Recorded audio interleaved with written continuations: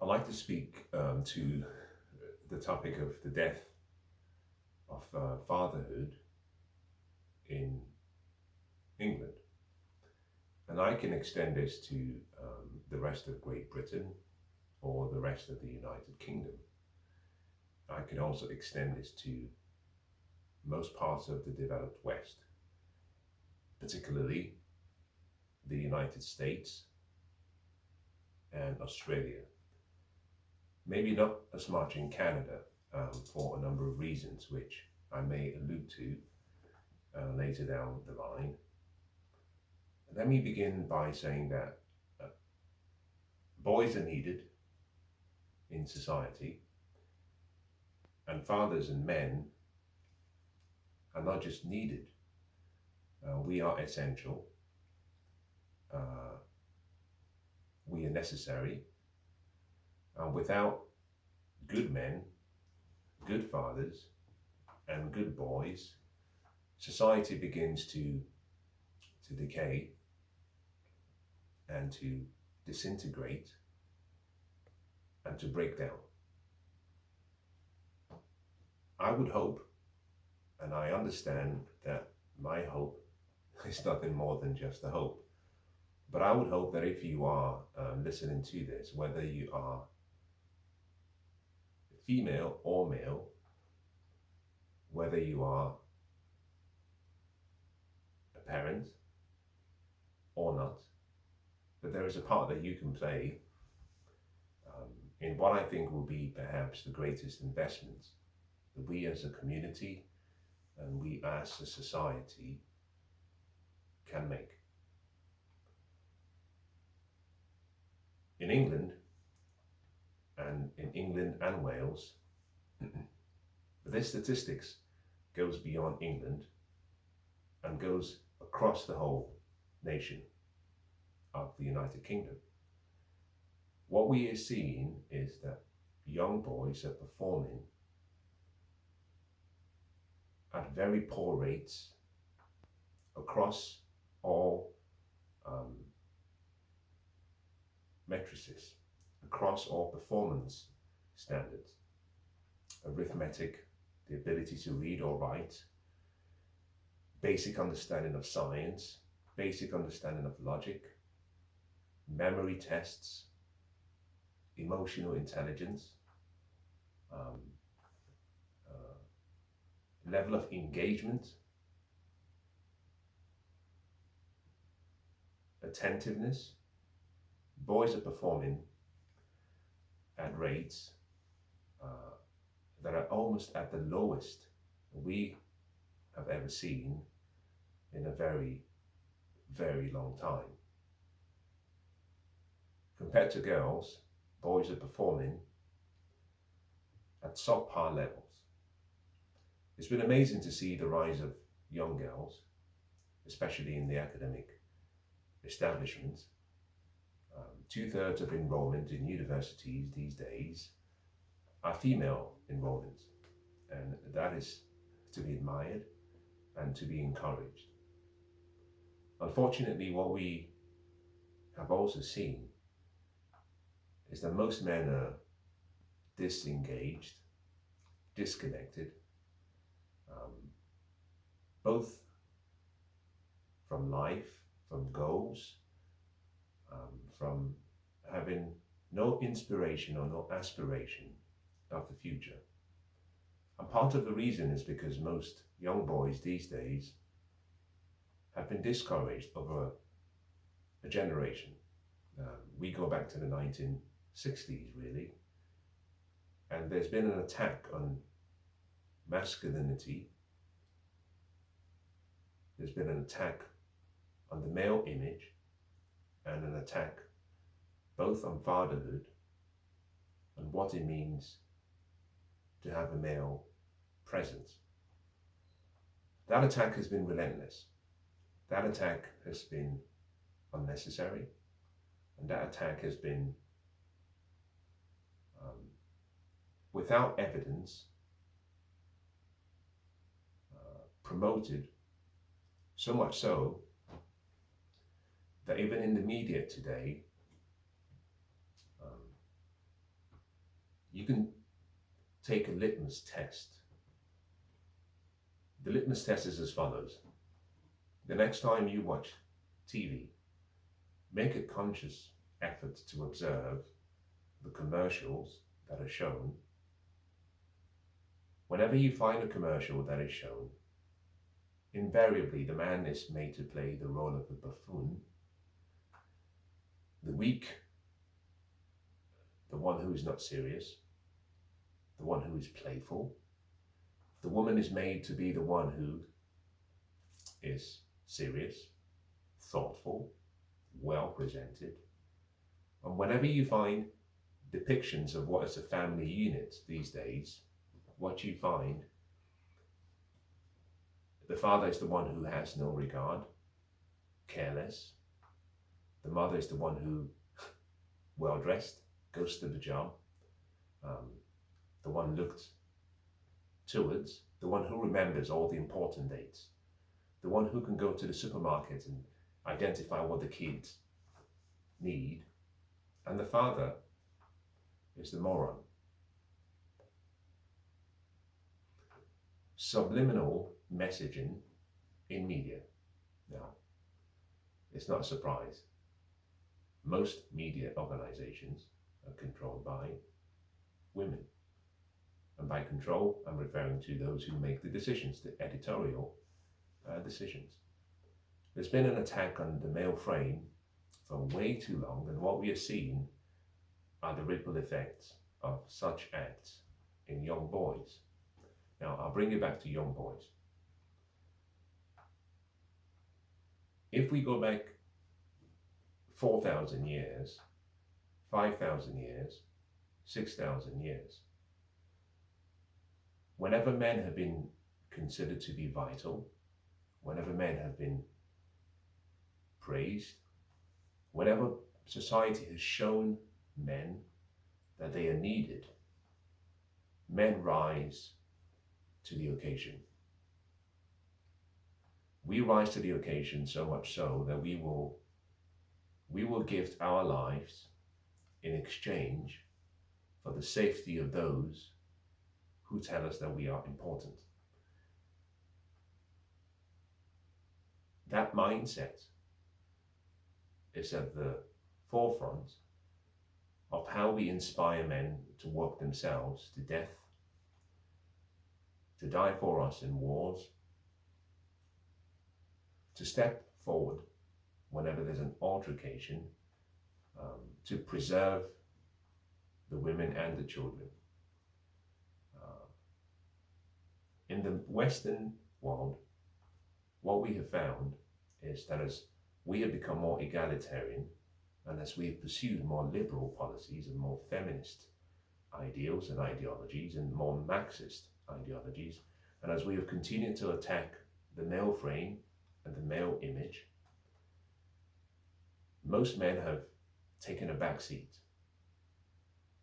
Most fathers have decided, I'm not wanted in the family. The court system doesn't support me. The legal system does not empower me. The woman who I share the roof with denigrates me, disrespects me. There is no need for my presence. And so what we have found over the prior 40, 50 years is that the strong men that build society, the strong men that held society together, have taken a back seat. And what we've seen is, unfortunately, weaker men are coming to the front. Weaker men have decided to fill the shoes of where the strong men once were. It's becoming a feminine marketplace. My message to you today is not to attack either group, but to encourage, whether you are a woman or a man, whether you support the male or the female movement, whether you are a father, mother, or a parent or guardian, there's a role you can play. There's a crisis amongst our boys. The crisis will come home to roost at some point, and let's just assume you are a woman and you have a daughter and you really want to empower your daughter. Recognize that at some point in the future, she will look for a spouse to choose from. And what kind of spouse would you want? An incompetent, unattractive, uninspired young man? Or would you prefer someone who understands what it means to be a man, someone who has been taught the various principles of manhood, someone who will step forward if needed to protect her, to provide for her and for his community? That is the most important thing, in my opinion. There has to be a shift away from the whole equality, and there has to be more of an investment put back into boys, young boys. I believe, in my opinion, that if parents were to invest a third more of their resources and time in their sons than they do their daughters, it would still take about 70 years to right the wrongs that were done over the last 70 years and over the past few generations. The damage has been intense, it has been immense, and it's without merit. So here are some recommendations. Now before I start with the recommendations, I understand the complexities of society today, especially modern society. I was raised by a very loving father. I was raised by a man who I esteem so heavily. Amongst my friends growing up, even to this day,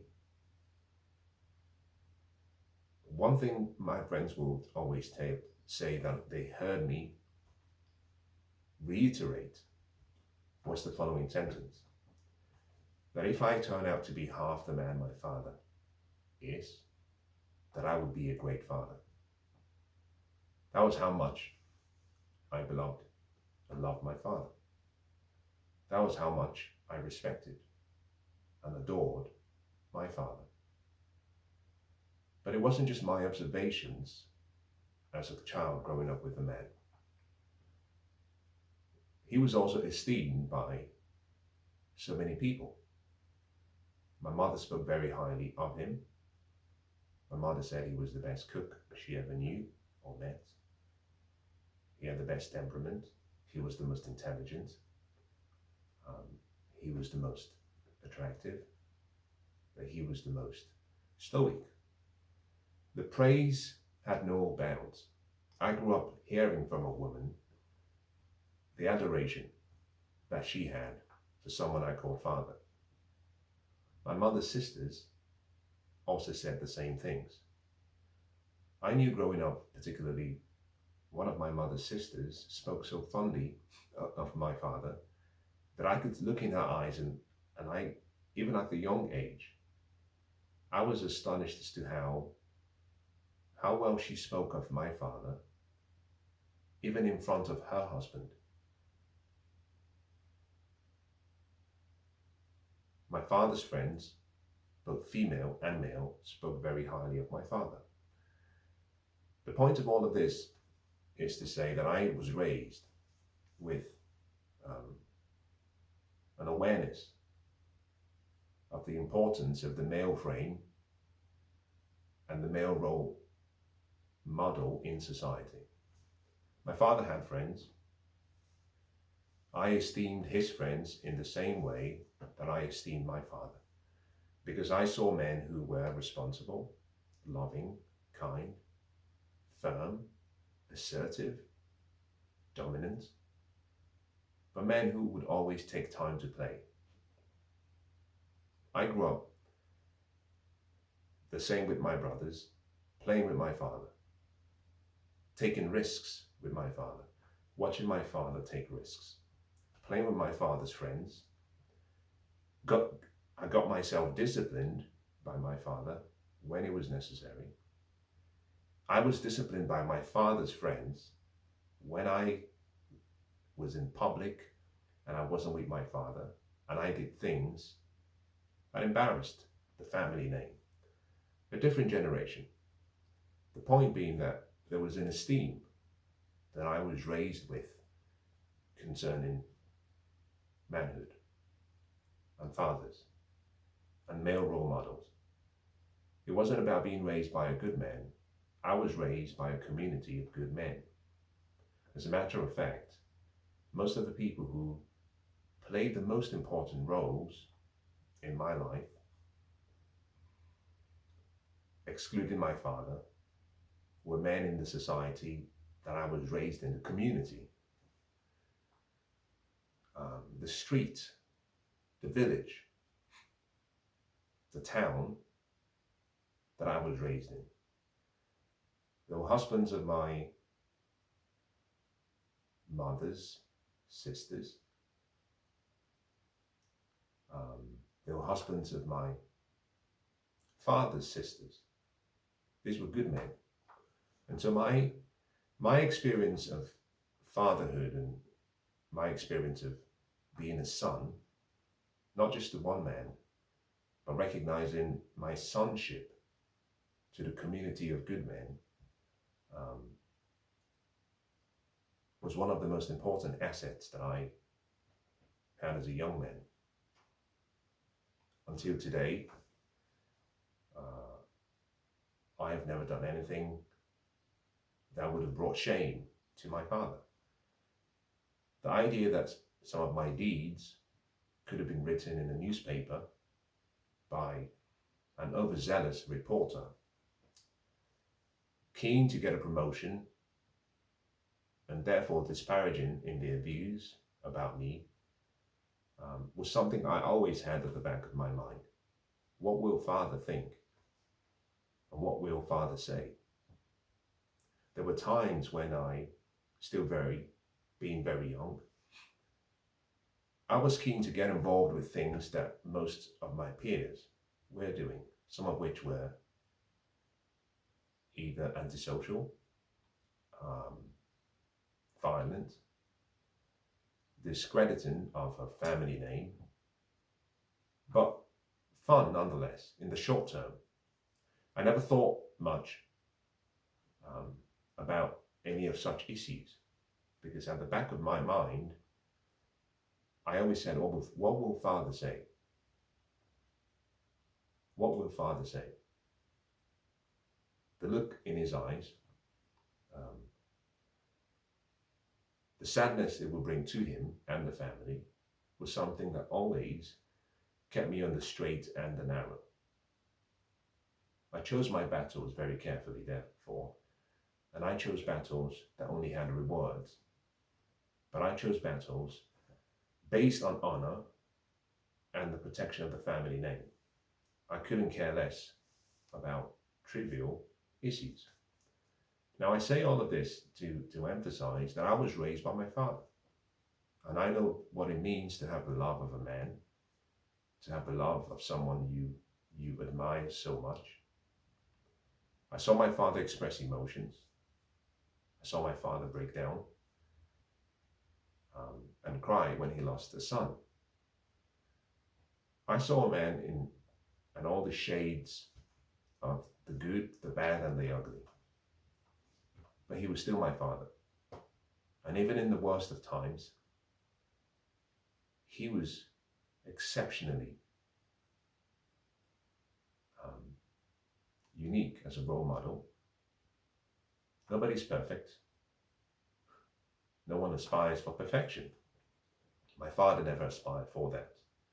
And he very, very openly shared some of his shortfalls, but used as a teaching lesson, as a training process for his sons and for the people he loved and cared about. Anyone who came in contact with my father loved him. Now, I look through society today and I see good men all around, but those men are not esteemed, not praised, not cared for, like men of my father's generation were. I see this particularly in the West. I said before that men rise to the praises of those who care for them. So we will come forward whenever we believe we are needed and we are wanted and we are desired. And we will go away when we feel that the reverse is the case. In the West, most men and most good men are not made to feel like they are needed, they are wanted, and they are necessary. And so what we've found is a retreat back to the dark places for most men. It's a natural defensive mechanism that most men have. And as a result of that, what we are finding is that young men these days are being raised without any role model, any masculine role model in the homes, in the community, in society. So here are some recommendations that I will give. Whether you have a child or whether you've had the opportunity to raise a child, whether you are a teacher, a parent, a guardian, a cousin, an uncle, a nephew, whether you are a mother, sister, it's important to understand the role that men play in the lives of young boys, especially at the early ages.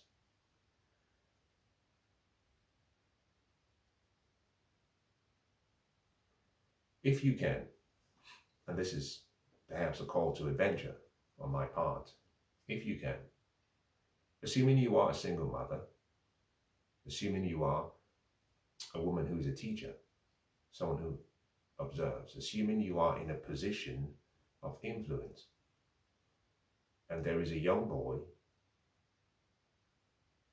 that is around either your workplace, your home, or amongst you, it's important to ensure that he gets the appropriate level of male influence at an early age, and for that influence to be sustained until at least 18 years. It will be hard depending on where you live. In an urban society and in a rural society, the challenges are different. Number one, there is a correlation, a positive correlation between the absence of good fathers, strong fathers, good role models, and the men that are raised in society, and the ladies and women who are raised in society. Good fathers and strong fathers and disciplined fathers provide structure, delayed gratification, a vision, a sense of self-identity, focus. They provide possibilities. They teach kids how to take risks. They teach young people about the gift of empathy. All of those teachings are done in a way that is very different to what mothers do. Most men cannot articulate how they teach, which is why we learn from men not by what they say, but by observing what they do. It's important for you, if you have a young child, a boy or a girl, to allow that boy or girl to have a male role model in their lives, particularly to have male role models who are good role models in the community. That correlation has a second subcomponent. It's not the number of fathers, good fathers, per se, though important. It's also the number of good fathers in the community that carries more weight. So there is even a higher correlation with quality of life, a child's development, long-term success, if there are more good men, good fathers in the community or within reach. So if you have a family where you have elder brothers, let your elder brothers play a role in the lives of your children. And if this is not possible for you, here are some recommendations. Number one, they need to be enrolled in some form of activity which takes them away from the family for a short period of time. The Scouts Association in the United Kingdom is a good one. I believe the Scouts, Boy Scouts, in the United States or in other parts of the West is also a useful way of achieving that break from the family, and for them to be stimulated by other kids, but also to be provided a structure, given a sense of adventure, given tasks, given opportunities to collect badges as rewards. In other words, feeding back on their ego and their self-image, building their self-confidence and self-esteem. Number two would be for you to ensure that you enroll them in some form of sport and activity, individual sports, so that they can have the opportunity to develop self-discipline, self-mastery, self-assurance, self-esteem, self-worth, their self-concept, and they can develop self-mastery, individual sports. Number three, team sports. Ensure that they are part of a team. There is no I in team. The importance of we is critical. How you can put your dreams and goals alongside the dreams and goals of other people to ensure that you have mutual beneficial relationships, so that they can learn how to negotiate, how to be less narcissistic, develop empathy. They can learn how to play. My recommendation would be sports that also involve some form of martial arts. Boxing, because it teaches discipline, especially if they are part of a proper boxing club or association. It teaches respect. It teaches honor. It teaches you how to control your emotions, how to manage and regulate how you breathe, even when you're particularly upset, emotionally charged, or when you're hurt. It teaches you how to lose at a young age. Martial arts such as karate, jiu-jitsu, wrestling, or any other form, taekwondo, these are very important things because you start from a white belt and you advance. For most of my life, I practiced martial arts. And I had the opportunity of both representing England in international competitions, national competitions, European and world level. The most important gift that I got from the experience was the opportunity to train alongside other people. Iron sharpens iron. The opportunity to travel with other people, learn with other people. Now, let me give you a good example, a fascinating example. On one of the occasions at the European Championship, we traveled from England and we had to share rooms And this is a powerful, was a powerful experience for me. Forgive me.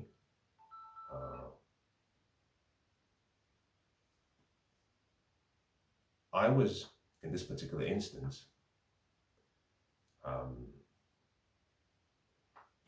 was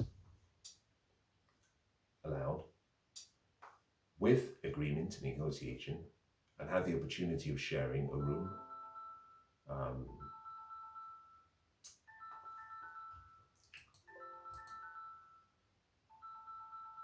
Forgive me, let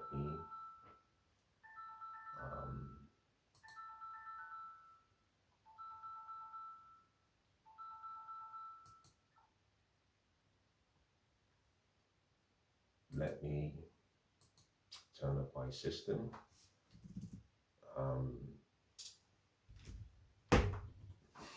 Apologies. This is what it is. I don't edit my videos, so you will take it as it comes. I had the opportunity of, and it was an honor to share a room with another teammate. And here we were, one Christian, one Muslim. Fascinating.